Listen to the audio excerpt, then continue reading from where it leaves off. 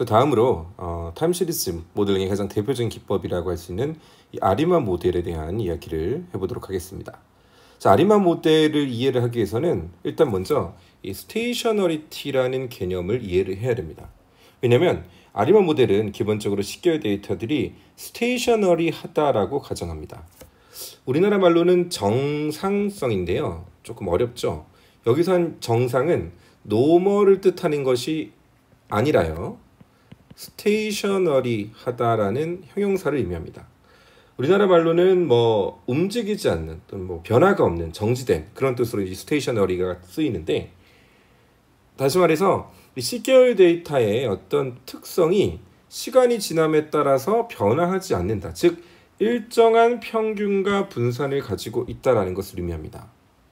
따라서 우리가 앞에서 배웠던 것처럼 우리 식별 데이터의 트렌드나 또는 계절성이 있는 경우는 평균과 표준 편차가 일정하다고 볼 수 없겠죠. 예를 들어서 트렌드는 지속적으로 우상향 또는 우하향 한다라면 그 평균값이 점점 증가한다 또는 점점 감소한다라고 볼 수 있겠습니다. 따라서 일반적인 사실 데이터는 스테이셔너리하지 않는 것이 보통이에요. 그런데 좀 이상하죠? 스테이셔너리 해야 아리마 모델을 적용할 수 있다라고 이야기를 했는데 스테이셔너리하지 않는 것이 대부분의 타임 시리즈 데이터의 특성입니다. 그럼 어떻게 타임 시리즈 데이터에 이 아리마 모델을 적용할 것이냐? 뒤에서 다시 이야기를 하겠지만 기본적으로 대부분의 타임 시리즈 데이터들은 스테이셔너리하지 않기 때문에 스테이셔너리한 형태로 바꾸고 그것을 바탕으로 예측을 한 다음에 다시 변환하는 그런 과정을 거칩니다. 자, 예를 들어서 우리가 보통 화이트 노이즈라고 이야기를 하는데요. 평균이 0이고 각 시계열 값들이 완전 랜덤하게 확률 변수로부터 추출된 그런 분포를 우리가 화이트 노이즈라고 이야기를 합니다. 이 경우에는 이 각 시점의 데이터들이 서로 오토 코릴레이션이 전혀 없어요. 그 얘기는 뭐냐면 우리가 오토 코릴레이션 관계를 이용을 해서 시계열 예측을 하려고 하는데 이 데이터 자체는 예측이 불가능하다는 거죠. 완전 랜덤하게 발생하기 때문에. 하지만 어쨌든 이 화이트 노이즈는 평균이 0이고 분산이 일정하기 때문에 스테이셔너리하다라고 이야기를 할 수 있겠습니다. 자, 그 옆에 있는 이 에어 패신저 데이터를 보도록 하겠습니다. 자, 이 에어 패신저 데이터는 우리가 그냥 눈으로 쭉 봐도 뭔가 우상향하는 트렌드를 가지고 있죠. 게다가 분산도 점점 증가하는 형태를 볼 수가 있습니다. 따라서 평균도 컨스턴트하지 않고 베리언스도 컨스턴트하지 않아요. 이 경우는 좀 트렌드도 있고 어느 정도의 계절성도 있는 것으로 보입니다. 따라서 이 데이터는 스테이셔너리하지 않죠. 그 옆에 데이터를 한번 보겠습니다. 얘도 점점 뭔가 우상향하는 형태를 보이고 있죠. 따라서 이 데이터도 스테이셔너리하지 않습니다. 하지만 우리는 이런 스테이셔너리하지 않은 데이터를 스테이셔너리한 형태로 바꿔서 뒤에서 이제 아리마 모델을 이용해서 수요를 예측을 하게 되는 거죠. 자, 그렇다고 이렇게 지금 대충 눈대중으로 우리가 이것이 스테이셔너리하다 하지 않다라고 이야기를 할 수는 없겠죠. 스테이셔너리티를 체크하는 방법이 있습니다. ACF, 오토 코릴레이션 펑션과 partial auto correlation function, PACF라는 것을 우리가 이야기를 할 텐데요. 이 ACF라는 것은 말 그대로 자기 상관관계에 대한 함수입니다. 자, 우리 앞에서 오토 코릴레이션에 대해서 이야기를 했죠. 타임 시리즈 데이터에서 이전 시점의 데이터와 현재 시점의 데이터 사이의 상관관계를 오토 코릴레이션, 자기 상관이라고 이야기를 했습니다. 그래서 오토 코릴레이션 펑션은 이 자기 상관관계를 쭉 계산을 한 거예요. 자, 예를 들어서 오토 코릴레이션 1이라면 t 시점의 데이터와 t-1 시점의 데이터 간의 상관관계를 의미합니다. 또는 t-1과 t-2, 또 t-2와 t-3 이렇게 시차가 하나인 시계열 데이터 값들 간의 상관관계를 의미합니다. 또는 AC2도 가능하겠죠. 차수에 따라서 우리가 다양하게 오토 코릴레이션을 정의를 할 수가 있는데 이 경우는 그러면 t 시점과 t-2 시점 똑같은 방법으로 t-1과 t-3 시점, t-2 시점과 t-4 시점 시차가 2인 자기 상관 관계라고 이야기를 합니다. 그래서 K가 1일 때, 2일 때, 3일 때, 4일 때 이런 식으로 각각의 시차에 대해서 이 자기 상관 관계를 모두 모아놓은 함수를 자기 상관 함수 ACF라고 이야기를 하죠. 자, 예를 들어서 여기 있는 이 시계열 데이터를 바탕으로 이 시계열 데이터에 ACF를 도출한 것이 옆에 그림에 나와 있습니다. 감마 1은 시차가 1인 값들 간의 상관관계를 나타내는 것이고요. 2, 3 쭉 나와 있습니다. 그래서 이 값이 예를 들어서 마이너스 0.102이다. 요 값이 여기 해당되는 걸 거고요. 그 다음에 시차가 2일 때 값은 좀 크죠. 마이너스 0.657. 그리고 4일 때 값은 양의 값을 가집니다. 좀 큰 값이 나타내고.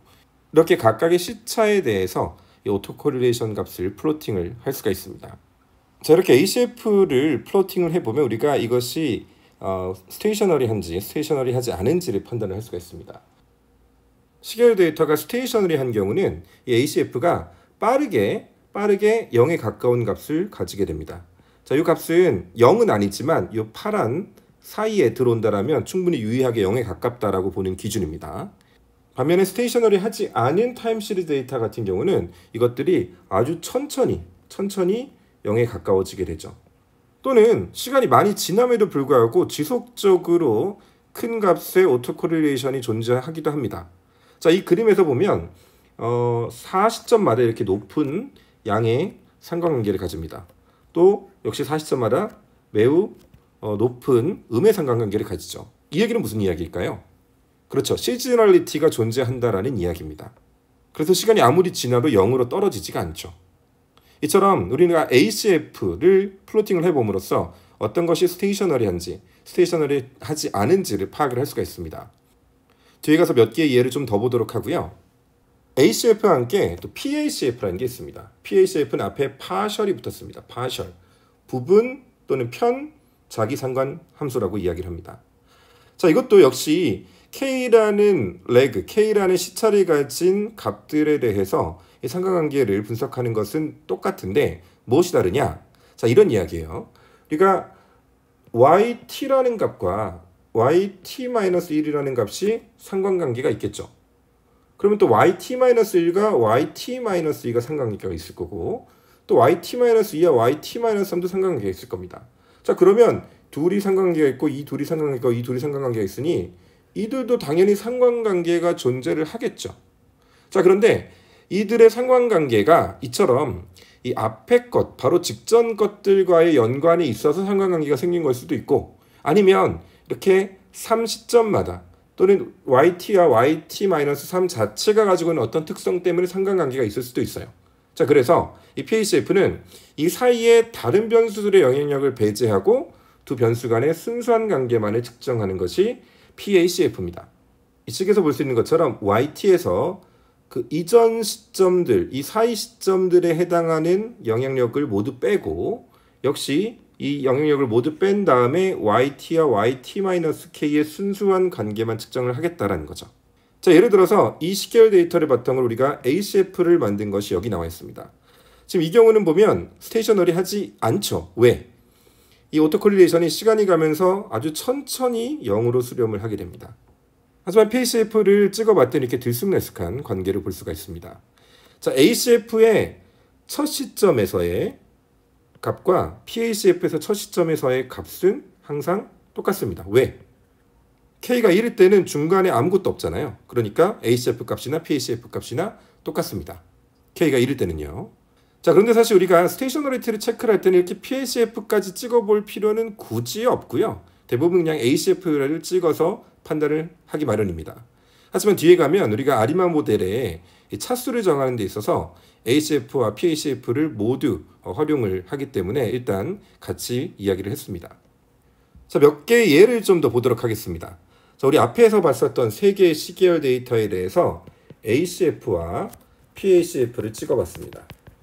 화이트 노이즈 같은 경우는 ACF가 처음부터 아예 0으로 그냥 바로 수렴을 해버리죠. 물론 중간중간에 상당히 좀 높은 값을 가지는 경우도 있지만 이건 이제 우연에 의한 것이라고 보고 어쨌든 ACF와 PACF 모두 들쑥날쑥하면서 평균이 일정하고 유의한 상관관계가 보여지지 않습니다. 반면에 앞에 봤었던 이 에어 패신저 데이터 같은 경우는요. ACF를 찍어봤더니 이런 식으로 점점 줄어들긴 하는데 왜냐하면 시차가 멀어지니까 이 0에 가까워지긴 하지만 이것들이 빨리 줄어들지도 않고 게다가 줄어들었다가 늘어나고 줄어들었다 늘어나고 이런 어떤 시즈널리티 패턴까지 보입니다. 자, 세 번째 존슨앤존슨 데이터 같은 경우는 얘는 시즈널리티는 없어 보이긴 하지만 어쨌든 점점 아주 천천히 0에 가까워지는 것을 볼 수 있습니다. 따라서 이 데이터는 트렌드가 존재하는 스테이셔너리하지 않은 데이터라고 판단을 할 수가 있겠습니다. 그럼 이렇게 스테이셔너리하지 않은 데이터는 분석할 수 없는 것이냐? 그렇다면 이것을 공부할 필요가 없겠죠. 아리마 모델은 스테이셔너리티를 가정을 하기 때문에 스테이셔너리하지 않은 데이터를 스테이셔너리하게 바꾼 후에 적용을 하면 되겠죠. 그럼 어떻게 스테이셔너리한 데이터로 변화를 하느냐? 바로 디퍼런싱, 우리나라 말로 차분이라고 하는 방법을 이용합니다. 그럼 차분이 무엇이냐? 미분이 아니고요. 차분입니다. 차분은 앞의 시점의 데이터에서 그냥 뒤 시점의 데이터를 빼주는 것입니다. 우리가 델타라고 표현하기도 하고 이렇게 y'이라고 표현을 하기도 합니다. 자, 예를 들어서 우리가 가지고 있는 데이터가 2, 7, 10, 5, 8 이렇게 있어요. 그러면 7에서 2를 빼면 5, 10에서 7을 빼면 3, 5에서 10을 빼면 마이너스 5, 8에서 5를 빼면 3, 이런 식으로 차분을 진행을 하게 됩니다.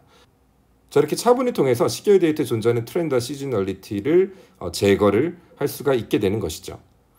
자, 그런데 차분을 한 번만 하는 것은 아닙니다. 만약에 차분을 했는데 그래도 이 데이터가 non-stationary하다라고 한다면 또 한 번 차분을 할 수가 있겠죠.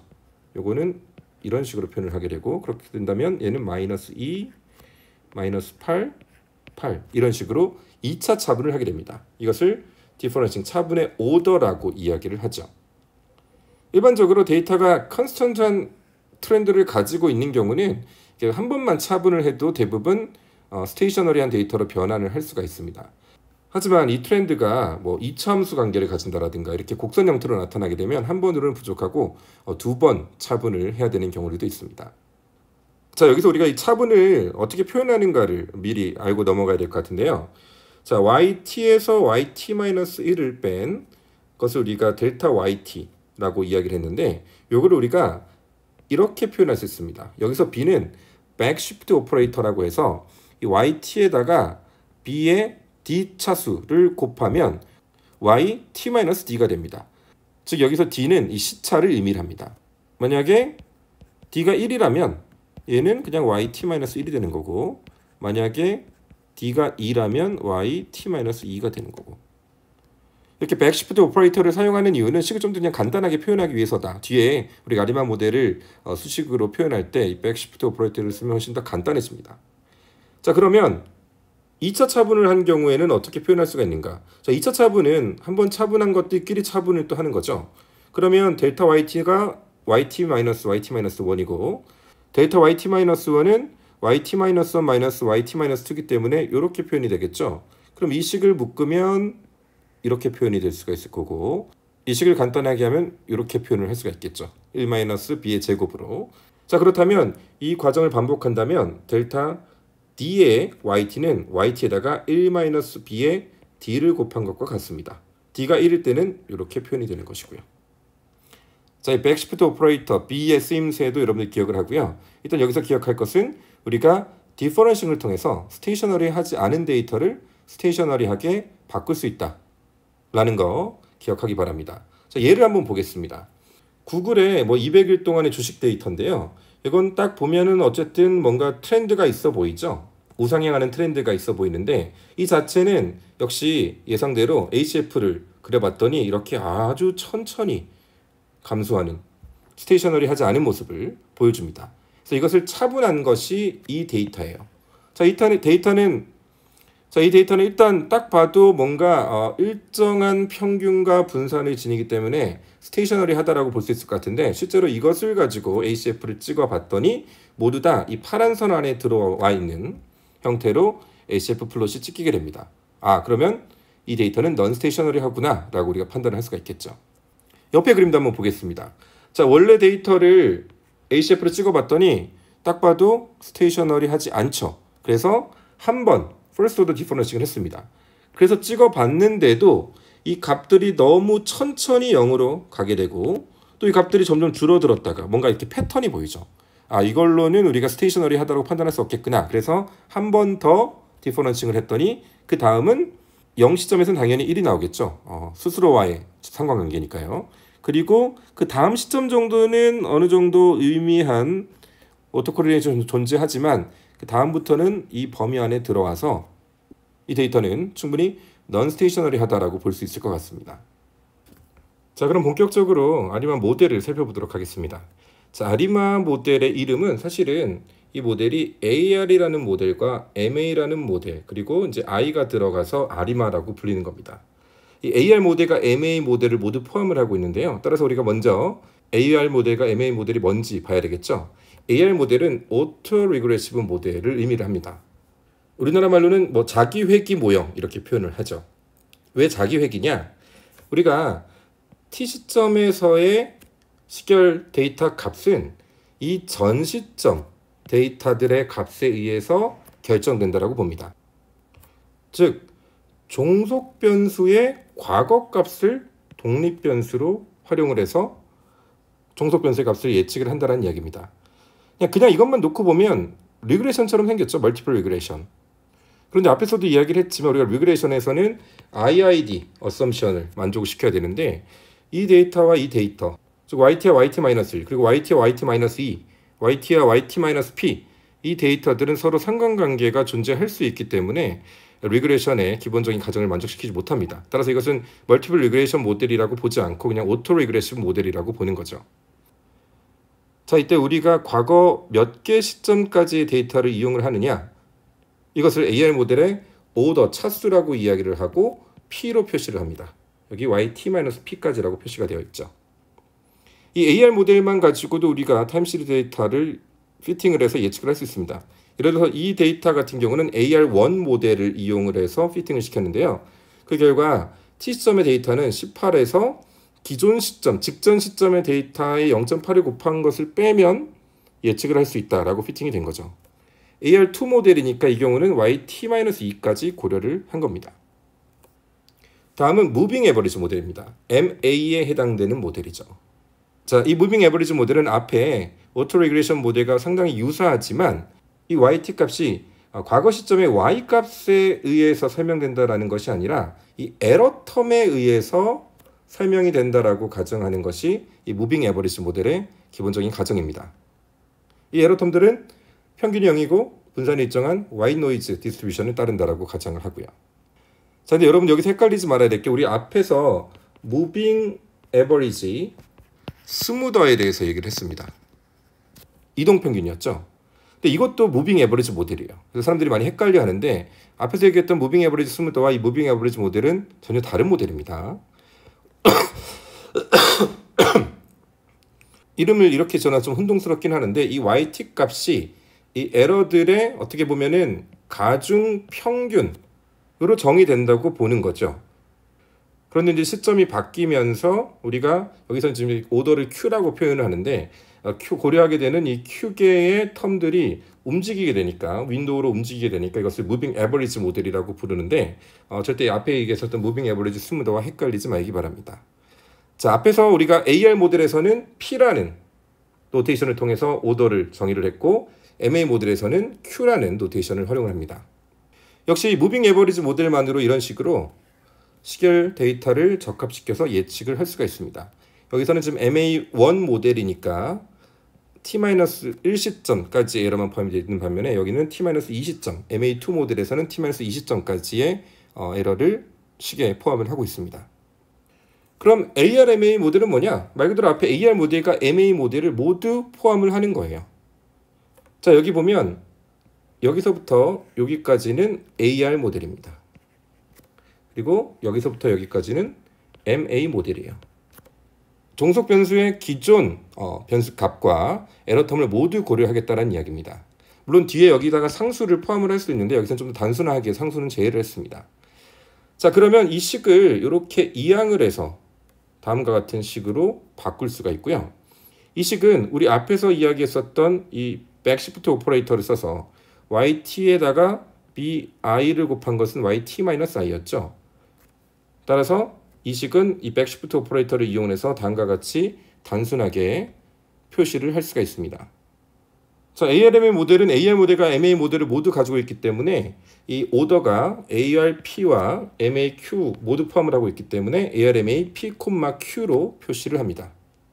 자, 그러면 ARMA 모델을 이용을 해서 그냥 예측을 하면 되죠. 왜 굳이 우리가 아리마 모델을 이용을 해야 되느냐? 자, 앞에서 이야기했던 것처럼 이 아리마 패밀리 모델을, 이 시결 예측 모델들은 기본적으로 시결 데이터가 스테이셔너리하다라고 가정을 합니다. 넌 스테이셔너리한 데이터는 사용을 할 수가 없어요. 그럼 어떻게 되느냐? 넌 스테이셔너리한 데이터를 스테이셔너리하게 바꿔줘야 되겠죠. 그러려면 우리가 앞에서 얘기했었던 디퍼런싱을 합니다. 그럼 바뀐 데이터를 가지고 예측을 한 다음에 얘를 차분했으니까 이 과정을 거꾸로 해줘서 원래 데이터 값을 만들어내는 과정들이 필요하겠죠. 디퍼런싱의 반대는 우리가 인티그레이션이라고 표현을 합니다. 여기 이 I 때문에 I가 붙어서 아리마 모델이 되는 것이죠. 즉 아리마 모델은 ARMA 모델의 디퍼런싱을 결합한 모델입니다.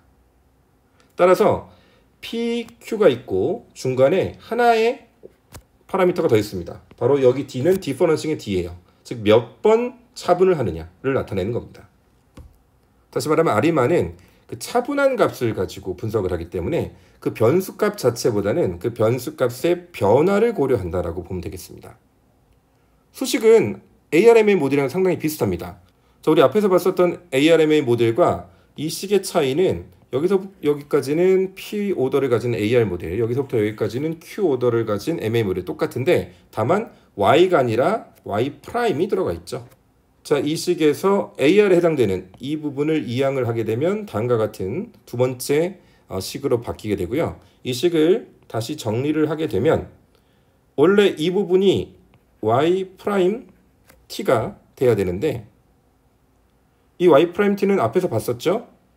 Y 프라임 T는 이 식으로 우리가 대체를 할 수가 있습니다. YT 1-B의 D.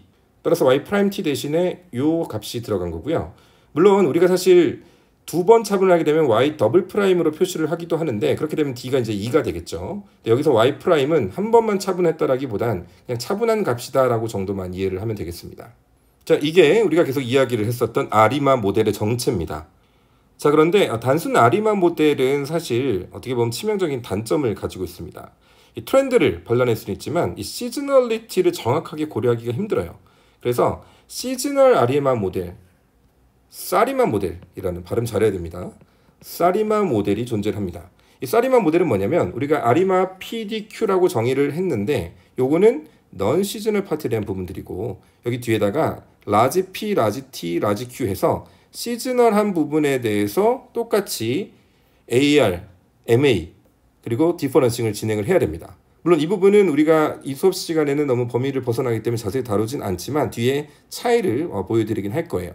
이때 여기 보면 M이라는 값이 있는데 이 값은 관측치가 1년에 몇 번 관측되느냐를 나타내는 겁니다. 그래서 분기별로 관측됐다라고 하면은 4가 될 거고요. 매달 관측한 관측치다라고 하면은 12가 될 겁니다. 자, 한마디로 이 아리마 모델은 앞에서 이야기했었던 AR 모델, MA 모델, ARMA 모델을 모두 포괄하는 일반적인 모델이라고 볼 수 있겠습니다. 즉 여기는 이 PDQ가 얼마냐에 따라서 우리가 앞에 모델들을 모두 표현할 수가 있는데요.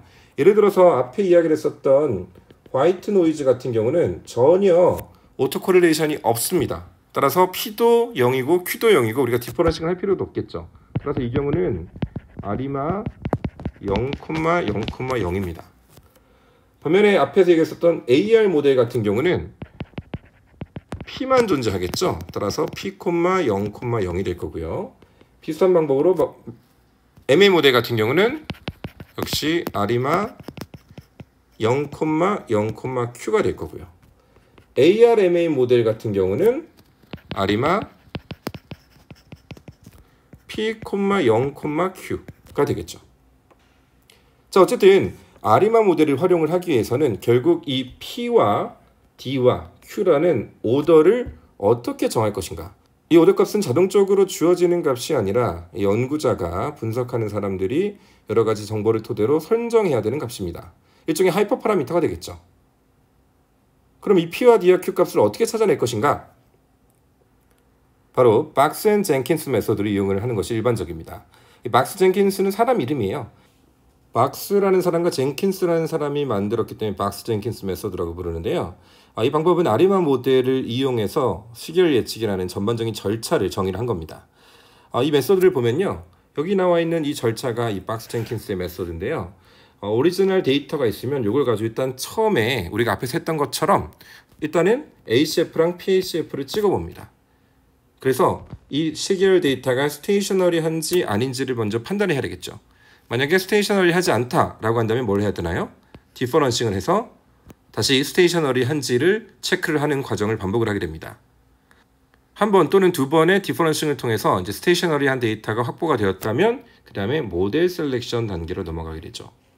아리만 모델을 쓸 건데 모델 셀렉션을 뭐하러 하느냐? 아리만 모델을 쓰긴 쓸 때 우리가 앞에서 얘기했었던 P와 D와 Q의 오더를 정하는 것을 의미를 합니다. 근데 사실 이미 D는 이 넘어오면서 결정이 됐죠. 디퍼런싱을 한 번 했는지 두 번 했는지 어쨌든 스테이셔너리하게 만들었으니까 이것은 이미 결정이 됐고 적절한 P값과 Q값을 찾아내서 모델을 선정하는 단계가 이 단계입니다. 이 부분에 대해서는 잠시 다시 이야기를 하도록 하고요. 오더가 결정이 되면 이 오더에 따라서 모델이 만들어질 거고 이 모델의 중요한 파라미터를 앞에서 봤었던 뭐 파이라든가 세타라는 파라미터들을 추정을 하게 됩니다. 이 파라미터 추정은 여러 가지 방법이 있습니다만 일반적으로는 역시 MLE를 사용을 하게 됩니다. 그렇게 해서 모델이 추정이 되게 되면 그 이후로는 뭐 레지듀얼의 ACF를 또 찍어보기도 하고 뭐 여러 가지 이 모델의 적합성을 나타내는 여러 가지 지표들이 있는데 우리 수업 시간에는 너무 길어지기 때문에 그 부분에 대해서는 언급하지 않겠습니다. 여러 가지 매트릭을 통해서 이 모델의 적합성을 판단을 하고 적합하다고 판단이 되면 그걸 바탕으로 폴캐스팅이 이루어지게 되는 것이죠. 자, 그럼 모델 셀렉션으로 돌아와서 어떻게 적합한 P와 Q를 찾을 것이냐?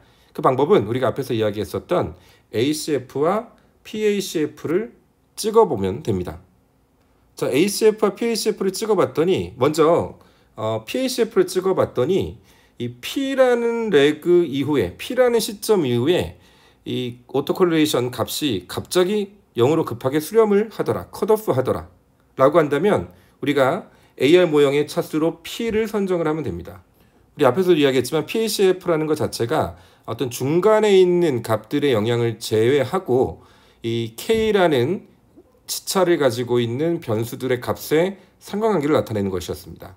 따라서 이 PACF 값이 P 시점까지 만약에 어느 정도 유의한 값을 가지고 있구나 라고 한다면 그 값들을 이용을 해서 시계열 예측을 하는 것이 맞다라고 보는 거죠.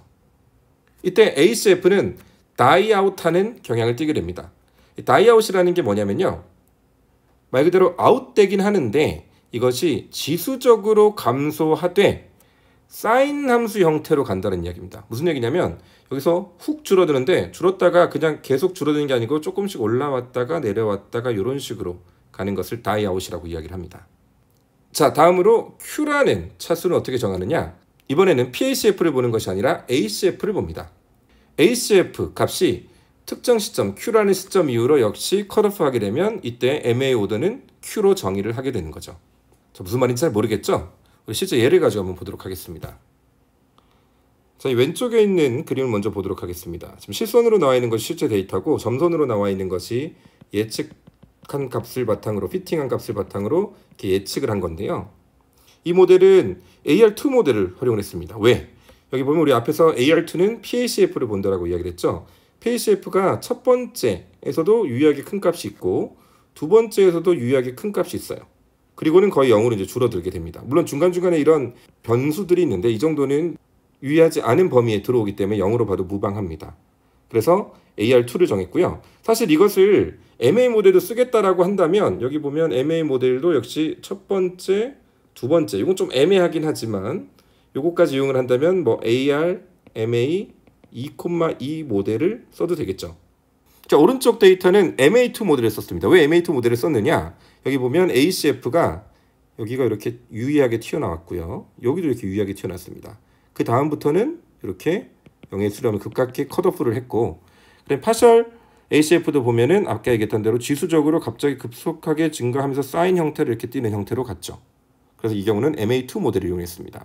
물론 여기 튀어나와 있기 때문에 AR1까지 포함을 해서 예를 들어서 ARMA 1,2 모델을 써도 되는데 일단 이것은 이 MA2 모델만 활용을 한 경우입니다. 근데 사실 이것은 뭐 아주 정확한 알고리즘이라기보다는 휴리스틱하게 접근을 하는 어떤 지침 정도로 여러분들 이해를 하면 됩니다. 눈으로 봐서 분간하기 어려운 경우도 있고 정답이 없어요. 사실 이 경우도 AR2 모델을 적용을 했지만 만약에 ARMA 2,2 모델을 적용했다면 퍼포먼스가 더 높을 수도 있습니다. 그럼 어떻게 해야 되느냐? 다 해보면 되겠죠. 근데 왜 이런 접근법들이 나왔느냐? 과거에는 60년대, 70년대에서는 이 모델들을 이렇게 여러 개를 다 고려를 하기에는 컴퓨테이셔널 파워가 부족했기 때문에 일단 어떤 모델에서부터 시작할지를 정하는 게 상당히 중요했습니다. 그런데 요즘은 어떤가요? 뭐 이 정도 계산하는 건 일도 아니죠. 그래서 그냥 P와 Q를 예를 들어서 1부터 10까지 그리드 서치를 해가지고 다양한 조합에 대해서 퍼포먼스 다 측정한 다음에 가장 높은 것을 그냥 선택을 하면 됩니다. 그리고 요새는 오토 ML처럼 오토 아리마라고 해서 이 하이퍼 파라미터들을 자동으로 설정해주는 여러 가지 알고리즘들이 있기 때문에 우리가 직접 분석을 함에 따라서 처음에 P와 Q를 어떻게 정하지? 너무 고민할 필요는 없고요. 하지만 기본적으로 이 박스 젠킨스 메소드에서 P와 Q를 이렇게 찾아내는, 그러니까 처음에 시작할 값을, 초기 값을 찾는다라고 보면 되겠습니다. 이 초기 값을 찾는 방법에 대해서는 그래도 여러분들이 기억을 해야 될 것 같습니다. 자, 실제로 아리마 모델을 통해서 예측한 결과를 한번 보도록 하겠습니다. 자, 이 데이터는 앞에서 계속 봤었던 에어 패신저 데이터입니다. 앞에서도 이미 봤었지만 일단 그림만 딱 봐도 얘는 스테이셔너리 하지 않고요. 뭔가 트렌드도 있고 이런 시즈널리티도 존재하는 것을 볼 수가 있습니다. 자, 그래서 이 데이터를 일단은 앞에서 우리가 얘기했었던 세 개의 컴포넌트로 구분을 할 수가 있습니다. 트렌드, 시즈널, 또 리메인더. 이렇게 주어진 시계열 데이터를 디컴포즈 하는 것은 사실 뭐 파이썬이나 R에서 펑션들을 다 제공하기 때문에 여러분들이 쉽게 진행을 할 수가 있고요. 실제로 아리마 모델을 이용해서 예측을 하는 것 역시 예를 들어서 파이썬 같은 경우는 뭐 아리마 라이브러리 직접 제공을 하기도 하고 또 여러 가지 방법들이 있기 때문에 여러분들이 여기 나와 있는 이 소스들에 찾아가서 직접 실습을 해볼 수가 있겠습니다. 자, 이 데이터는 어쨌든 스테이셔너리 하지 않으니까 디퍼런싱을 해야 되겠죠. 그래서 디퍼런싱한 결과가 여기 나와 있는데요. 이 디퍼런싱을 한 번만 했는데 일단 딱 봐도 스테이셔너리하게 보이죠. 보다 정확하게 파악하기 위해서 ACF와 PACF를 찍어봤더니 스테이셔너리함을 알 수가 있습니다. 따라서 우리는 한 번만 디퍼런싱을 하면 되기 때문에 D는 1로 정의가 됐죠. 자, 그다음에 ACF랑 PACF를 한번 살펴봅시다. 자, ACF는 보니까 첫 번째 시점에서 값이 유의하게 나타났고요. 그 다음은 급격하게 컷오프 되는 것을 볼 수가 있습니다. PACF 같은 경우는 첫 번째랑 두 번째까지는 통계적으로 유의한 오토코릴레이션이 존재하는 것으로 보이네요. 따라서 Q는 1, P는 2로 선정을 하면 될 것 같습니다. 즉 아리마 2,1,1 모델로 예측을 하면 되겠죠. 실제로 예측한 결과입니다. 여기 보면 주황색 선이 실제 데이터고요. 하늘색이 피팅된 모델이고요. 이 시점 이후를 예측을 한 거죠. 자, 그런데 예측한 결과가 이제 회색 영역으로 나와 있는데 우리가 보통 예측을 점 추정을 하지 않고 신뢰 구간으로 제시를 합니다. 그래서 이 범위 안에 들어와 있을 것이다라고 얘기를 한 거죠. 자, 근데 파란 선만 놓고 보면 뭔가 좀 심심하지 않나요? 그다음 얘 앞에 우리 데이터들 보면 뭔가 되게 파동이 있었는데 이게 시즈널리티 때문에 이 경우는 약간의 파동만 있다가 그냥 쭉 거의 실선으로 연결이 됩니다. 왜 그러냐면 우리가 이 모델에서는 시즈널리티를 고려하지 않았죠. 그러니까 사실 여기에다 시즈널리티를 더해야지만 제대로 된 예측이 될 겁니다. 이건 그냥 트렌드만 반영을 한 거죠. 자, 그래서 우리가 자세히 다루지는 않았지만 이 사리마 모델을 이용을 하면 시즈널리티를 고려한 예측이 가능합니다. 우리 앞에서 아리마 2,1,1 모델을 썼는데 여기에다가 0,1,0 즉 시즈널리티는 P와 Q를 사실 고려할 필요가 없고 디퍼런싱을 한번 했다라는 거죠. 그리고 이게 먼슬리 데이터이기 때문에 10이라고 붙어 있습니다. 자, 그렇게 해서 예측을 해봤더니 이 시즈널리티가 제대로 고려된 형태로 이런 식으로 예측을 할 수가 있었던 것이죠.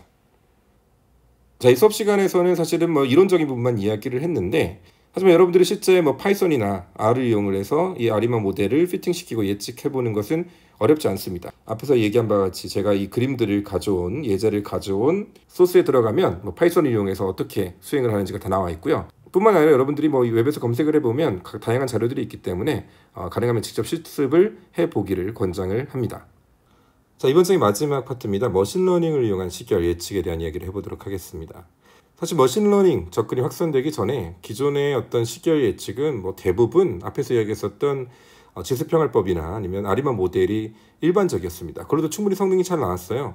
물론 뭐 계량경제학 쪽에 가면 훨씬 더 복잡한 모델들이 있습니다만 뭐 그 정도만으로도 아리마 모델 정도만으로도 이제 충분히 성능이 나왔는데 이 머신러닝이 확산이 되면서 머신러닝도 당연히 시계열 예측에 활용이 될 수 있겠구나. 왜냐면 우리가 앞에서 본 것처럼 시계열 예측이라는 것이 어떤 모델을 학습을 시킨 다음에 그 학습된 모델을 바탕으로 즉 피팅된 모델을 바탕으로 왜냐면 우리가 앞에서 봤지만 아리마 모델 같은 경우에 우리가 주어진 데이터를 바탕으로 모델을 피팅이라는 말이 곧 학습이라는 이야기죠. 그 이후에 그걸 바탕으로 예측을 하니까 사실은 거의 뭐 지도학습과 똑같은 태스크죠. 그래서 기본적인 지도학습 기법들을 활용을 할 수가 있는데 다만 우리 주어진 데이터를 변환을 좀 해야 됩니다. 왜냐면요, 우리 시계열 예측 앞에서도 이야기를 했지만 단순히 리그레션이 아니라 시계열 예측이라고 이야기를 하는 것은 다른 변수를 고려하지 않고 나의 그냥 과거의 데이터만을 가지고 예측을 하는 거였습니다. 즉 타임 스탬프가 있고 그냥 나의 데이터만 가지고 이 패턴을 찾아서 예측을 하는 거였는데 우리 지도학습에서는 X가 있고 Y가 있어야 되잖아요. 그러다 보니까 이 데이터셋을 슈퍼바이즈 러닝을 위한 형태로 리프레이밍을 해줘야 됩니다. 이 방법은 뭐 슬라이딩 윈도우로 되어 있는데 간단합니다. 자, 뭐냐면요, 우리가 기존의 데이터를 가지고 이후의 데이터를 예측을 하려고 하는 거니까 이 설명 변수로서는 이전 시점의 데이터를 씁니다. 즉 원래의 데이터를 한 칸씩 그냥 내린 거예요. 그리고 종속 변수 또는 예측치로는 또는 반응 변수를 이 해당되는 값으로 정의를 하는 겁니다.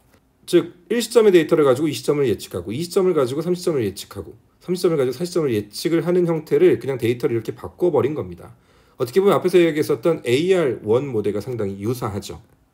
자, 그런데 우리가 한 시점만 가지고는 좀 부족할 것 같다. 마치 AR1이 아니라 AR2 모델을 쓰는 것처럼 이 전전 시점까지 데이터를 이용해서 예측을 하고 싶다라고 한다면 어떻게 하느냐? 한 칸 더 내려주면 됩니다. 우리 앞에 주어졌던 데이터를 이렇게 한 칸씩 더 내려주고 X1은 2칸 내린 거, 타임렉이 2인 거, X2는 타임렉이 1인 걸로 만들어서 이 데이터를 예측을 하는, 그래서 마지막 이 시점 데이터는 무엇인가? 한마디로 이전 시점 데이터와 그 이전 시점 데이터의 관계, 이것들을 다 학습을 시켜서 Y를 예측을 하겠다라는 것이 일반적으로 우리가 머신러닝에서 시계열 예측을 하기 위해서 데이터를 리프레이밍하는 방법입니다. 자, 그런데 사실 우리가 예측의 어떤 성능을 높이기 위해서 여러 가지 변수, 멀티베리에이트 데이터를 활용을 할 수도 있습니다.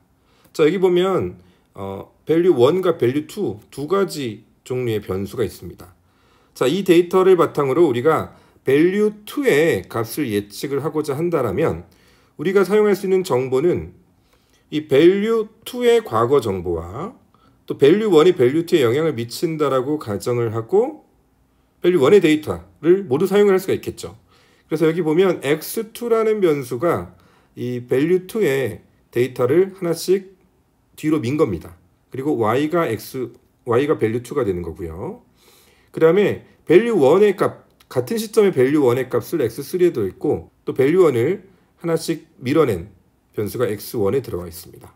자, 이 경우는 우리가 그냥 value 2만을 예측을 하기 위한 건데 사실은 우리 머신러닝에서 뭐 뉴럴 모델 같은 경우에는 여러 개의 출력 변수를 낼 수가 있죠. 그렇다면 우리가 굳이 2번 value 2만 예측할 것이 아니라 value 1도 함께 예측을 하자라고 한다면 이렇게 y1과 y2를 각각 정하고 x1과 x2를 각각 한 단계씩 밀어서 y1이라는 변수는 x1, 그러니까 나의 어떤 기존 데이터뿐만 아니라 x2라는 변수도 함께 고려를 해서 예측을 할 수 있다. 또한 x1도 y2에 영향을 미치고 x2도 y2에 영향을 미치는 형태. 그래서 이 값을 예측하는 형태로, 즉 목적에 따라서 데이터셋을 변환을 할 수가 있겠습니다. 자, 머신러닝을 이용한 시계열 예측의 일반적인 머신러닝, 슈퍼바이즈드 머신러닝과 다른 점 중에 하나는 바로 밸리데이션입니다. 자, 여러분들 잘 알고 있겠지만 우리가 슈퍼바이즈드 머신러닝에서는 K-폴드 크로스 밸리데이션을 많이 활용을 합니다. 주어진 데이터를 K개로 나눈 다음에 이만큼을 다 학습을 시키고 나머지 하나를 가지고 테스트를 하는 거죠. 그리고 또 나머지를 가지고 학습을 시키고 이걸 가지고 테스트를 하고. 자, 그런데 이 방법을 시계열 데이터에는 활용을 할 수가 없습니다. 왜? 미래의 데이터를 가지고 학습을 한 다음에 과거의 데이터를 예측할 필요는 없잖아요. 따라서 데이터가 시점이 정해져 있는 경우는 우리가 일반적인 K-폴드 크로스 밸리데이션을 수행할 수가 없습니다. 그럼 어떻게 해야 되느냐? 대신에 워크 포워드 밸리데이션 합니다. 워크 포워드 밸리데이션은 말 그대로 앞으로 나아가면서 테스트를 한다는 건데요. 트레이닝 데이터가 반드시 앞에 있어야 되고 테스트 또는 밸리데이션 데이터가 그 뒤에 있어야 된다는 이야기입니다. 이 그림 보면 쉽게 이해를 할 수가 있습니다. 자, 두 가지 방법이 있는데요. 처음에 슬라이딩 윈도우 기법은 자, 우리가 요만큼을 가지고 트레이닝을 했으면 요만큼을 가지고 테스트를 하는 거고, 그 다음에 우리가 테스트했던 데이터를 가지고 트레이닝 시킨 다음에 그 다음 데이터를 가지고 또 테스트를 하고 또 그 다음 데이터를 가지고 트레이닝을 시키고 또 그 다음 데이터를 예측하는 이런 과정. 이 그림을 보면 좀 더 쉽게 이해를 할 수 있을 거예요. 반면에 익스펜딩 윈도우는 방식은 비슷하지만 우리가 슬라이딩 윈도우에서는 윈도우가 슬라이딩 됨에 따라서 앞에 데이터들은 트레이딩을 하는데 쓰지 않았어요. 그렇죠? 하지만 익스펜딩 윈도우에서는 굳이 데이터인데 뭐하러 버리냐. 그래서 트레이닝 데이터들이 계속 늘어나는 겁니다. 반면에 뭐 테스트나 밸리데이션 또는 포캐스팅을 하는 구간은 똑같은 일정한 구간으로 정하는 거죠. 자, 이 정도의 차이만을 고려한다면 시계열 예측에도 다양한 슈퍼바이즈드 머신러닝 기법들을 활용을 할 수 있게 됩니다. 자, 그런데 어떻게 보면 사실 이 시계열 예측에 아주 특화된 머신러닝, 딥러닝 모형이 있죠. 바로 Recurrent Neural Net, RNN입니다. RNN에 대해서는 여러분들이 뭐 다른 수업 시간에 배웠을 거라고 가정을 하고요. RNN은 기본적으로 이 히든 레이어 사이의 피드백을 가정하는 모델이죠. 앞에서의 히든 레이어에서 있던 정보들이 그 다음 히든 레이어도 넘어갑니다. 이렇게 순차적으로 이루어지기 때문에 순서를 가지고 있는 데이터. 그래서 초기 번역이 많이 사용됐죠. 그리고 이렇게 타임 시리즈 데이터에 매우 잘 맞는 모델이라고 할 수 있습니다.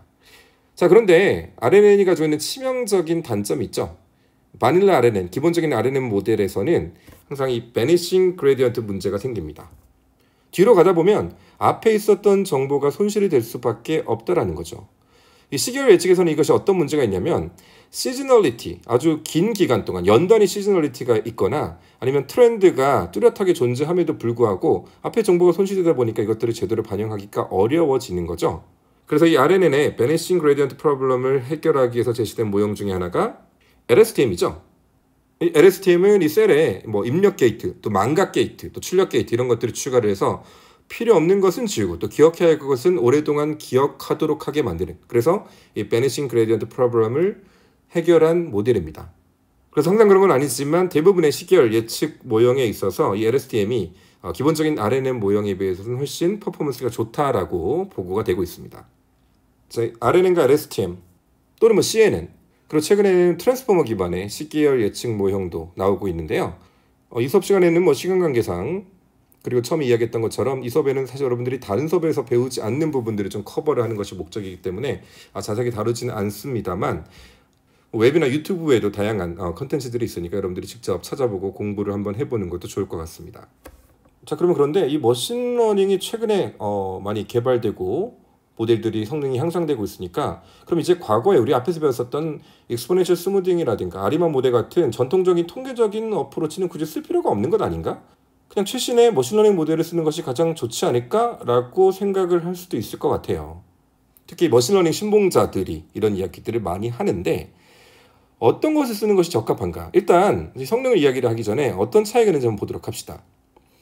자, 우리 앞에서 얘기했었던 아리만 모델이라든가 스무딩 기법이라든가 이런 통계적인 기법들은 기본적으로 이 인터프리터빌리티가 훨씬 더 뛰어납니다.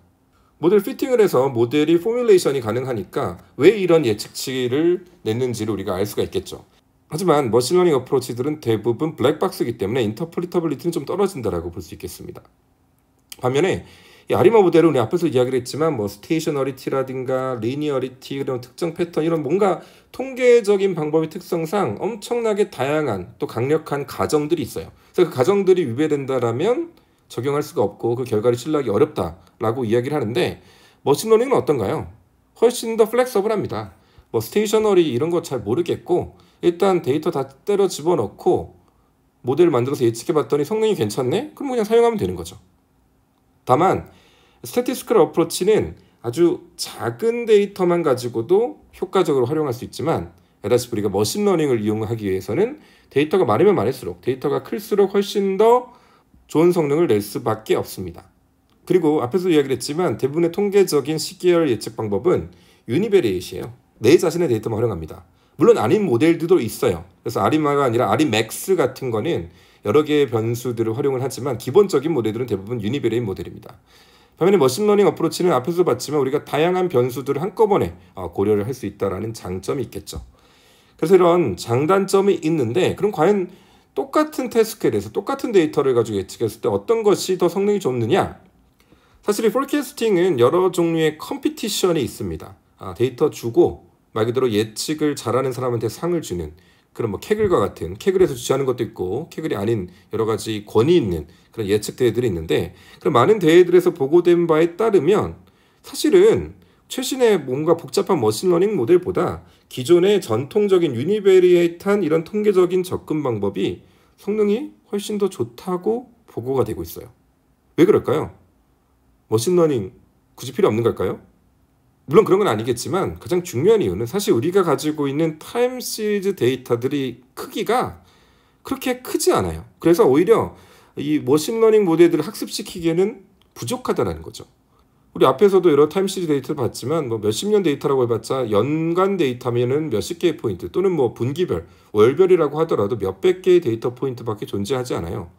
머신러닝을 하기 위해서는 또 딥러닝을 하기 위해서 충분한 데이터가 없다라는 겁니다.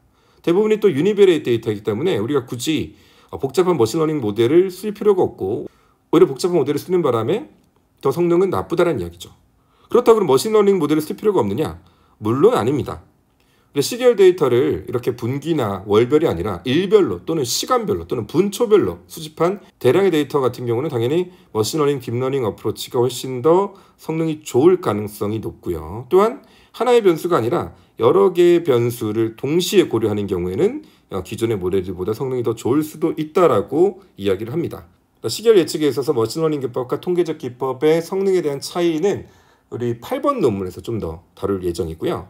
어쨌든 결론은 우리 항상 이야기를 하지만 뭐가 더 좋다라는 것, 어떤 상황에서든 올마이티한 방법은 없습니다.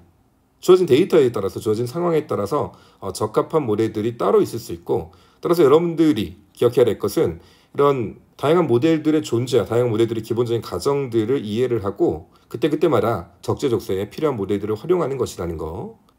머신러닝이 좀 더 있어 보이고 나 이거 좀 배웠는데 시계열 분석 당연히 슈퍼바이즈 러닝으로 해야지 라고 생각하면 안 되고 기본적인 이런 스태티스티컬 어프로치도 여러분들이 꼭 같이 겸비를 해야 된다는 거 반드시 기억하기 바랍니다.